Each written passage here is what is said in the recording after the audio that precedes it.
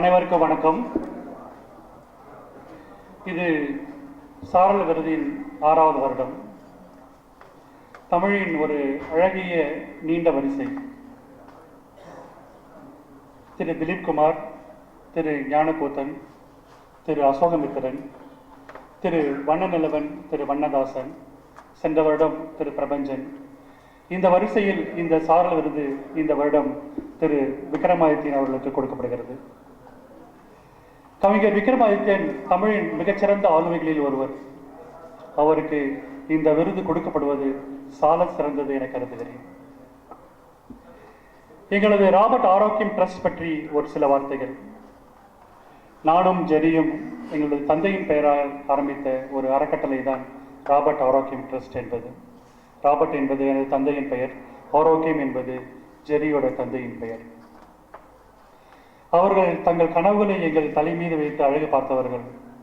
என் கவிதை தொகுப்பில் நான் எழுதியிருந்தது போல, என்னை என் போக்கில் வளரவிட்ட என் அப்பாவுக்கும் எனக்காக அனுதினமும் பிரார்த்திக்கும் அம்மாவுக்கும் என்று எழுதியிருந்தது போல, என்னை எங்கள் போக்கில் வளரவிட்ட எங்கள் தந்தையருக்கு நாங்கள் எங்கள் வாழ்நாளில் எதுவுமே செய்ய முடியவில்லை.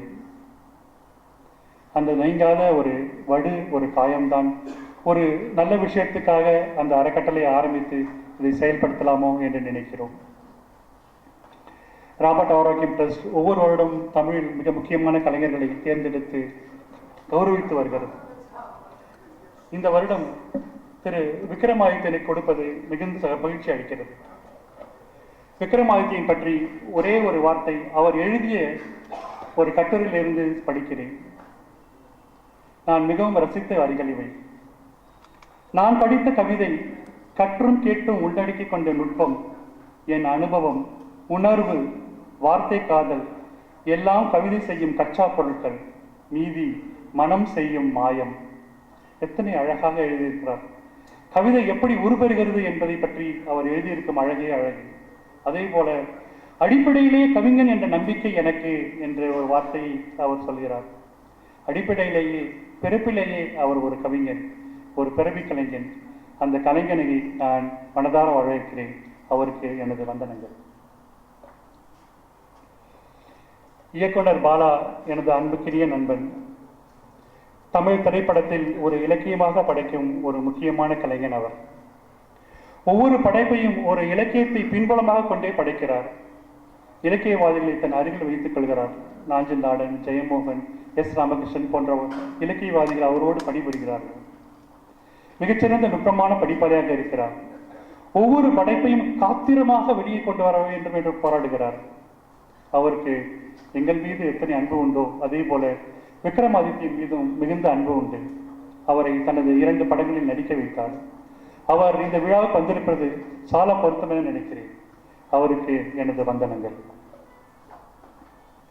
திரு ஞானக்கூத்தன் அவர்கள் எனது கவிதை குரு என்று சொல்லலாம். தமிழின் மிகப்பெரிய கவிஞர், ஒரு பிதாமகன் என்கின்ற வரிசையில் இருக்கிற ஞானக்கூத்தன் இந்த விழாவுக்கு வந்திருத்து முன்னிலை நிறுத்துவது மிகுந்த மகிழ்ச்சி அளிக்கிறது. எனது கவிதை தொகுப்பான கனவுகளை பேச வந்தவன் என்ற தொகுப்பை மிக அழகான முன்னுரை எழுதி மக்களை முன் பேச வைத்தவர் அவர். அவர் இந்த விழாவுக்கு வந்திருப்பது மிகுந்த பொருத்தமானது. அவருக்கு எனது வந்தனங்கள். கவிஞர் சுகுமாரன் கோடைக்கால குறிப்புகள் என்ற அருமையான கவிதை தொகுப்பு எழுதியிருக்கிறார். அவருடைய வார்த்தைகள் சிலவற்றை ஞாபகப்படுத்த விரும்புகிறேன். எனக்கு கிடைத்தவை புன்னகையின் பொய்கள், தோல்வையின் கசப்பு பானம், அவநம்பிக்கையின் வாக்குறுதிகள். நண்பா, திரும்பி போக முடியுமா சங்கீதம் மௌனத்திற்கு, பறவைகள் முட்டையின் பாதுகாப்பிற்கு, மரங்கள் விதையின் உறக்கத்திற்கு, நாம் தாயின் கருப்பையின் பரிவுக்கு. எரியும் இந்த உலகம் விரட்டுகிறது. ஆஹா, என்ன அற்புதமான கவிதை இது. இந்த கவிதைக்கு சொந்தக்காரனான சுகுமாரன் இங்கு வந்திருப்பது மிகவும் மகிழ்ச்சி அளிக்கிறது. அவருக்கு எனது வந்தனங்கள். திரு நக்கீல கோபாலன் சார் வந்திருப்பது மிகுந்த பெருமை அளிக்கிறது. வெறிய இலக்கிய ஆளுமையில் ஒருவரான ஒருவர். அவர் தம்பிராஜன், அதாவது விக்ரமாதித்யன் மீது கொண்ட அன்பினால் இந்த விழாவுக்கு வந்திருந்து எங்களை பெருமை சேர்த்திருக்கிறார். அவருக்கு எனது வந்தனங்கள். திரு தேனிகா சார் எங்கள் அன்புக்கினிய நண்பர்.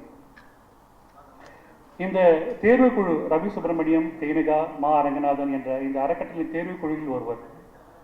இந்த விழா எப்படி நடக்க வேண்டும் என்று ஒவ்வொரு புள்ளியாக நகர்த்தி செல்பவர். மிகச்சிறந்த கலை விமர்சகர்.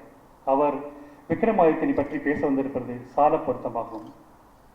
திரு கரு பழனியப்பன் அவர்களும் வர வந்து கொண்டிருக்கிறார் என்று நினைக்கிறேன். திரு யூமா வாசுகி அவர்களால் வர முடியாத காரணத்தினால் இந்த கூட்டத்தை அவர் தவிர்த்திருக்கிறார். இந்த கவி ஆளுமைகளையும் சினிமா படைப்பாளிகளையும் வரவேற்பதோடு இங்கு வந்திருக்கும் மீடியா நண்பர்களை நான் மிகுந்த அன்போடு வரவேற்கிறேன். நிகில் முருகன் என்கின்ற அந்த அன்பான நண்பர் மீடியா உலகம் முழுவதையும் இந்த சிறிய நிகழ்ச்சிக்கு வரவேற்றிருக்கிறார். இது ஒரு சிறிய நிகழ்வுதான், ஆனால் தமிழக மக்களுக்கு போய் சேர வேண்டும் என்று நான் மிகவும் விரும்புகிறேன். ஏனென்றில் இது போன்ற கலைஞர்கள் கௌரவிக்கப்படுவதை நமது மக்கள் அறிந்து கொள்ள வேண்டும். மற்றபடி இந்த விழாவில் இருந்த அனைவரையும் வரவேற்று எனது உரை முடிக்கிறேன். அதற்கு முன்பாக கடைசியாக விக்ரமாதித்யனுடைய கவிதை ஒன்றை, ஒரே ஒரு கவிதையை படித்துவிட்டு ஒரு மூட் செட் செய்ய வேண்டும் என்று நினைக்கிறேன். அந்த கவிதையை படித்து எனது உரையை முடிக்கிறேன். எப்படி இருக்கிறீர்கள் என்று கேட்பவர்களுக்கு எப்பொழுதும் போல் இருக்கிறேன். எப்பொழுதும் போல் என்றால் எப்பொழுதும் போலதான்.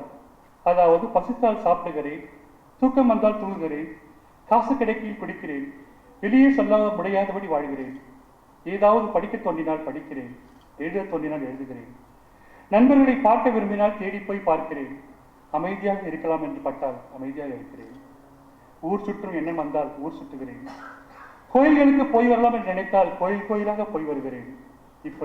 இப்படித்தான் எப்பொழுதும் போலவே. வேற என்னாதோ செய்யத்தான் வழிவகை உண்டா, வழிவகை வாய்க்கால் உண்டா சொல்லுங்கள். என்ன ஒரு தன்னிலை விளக்க கவிதை இது.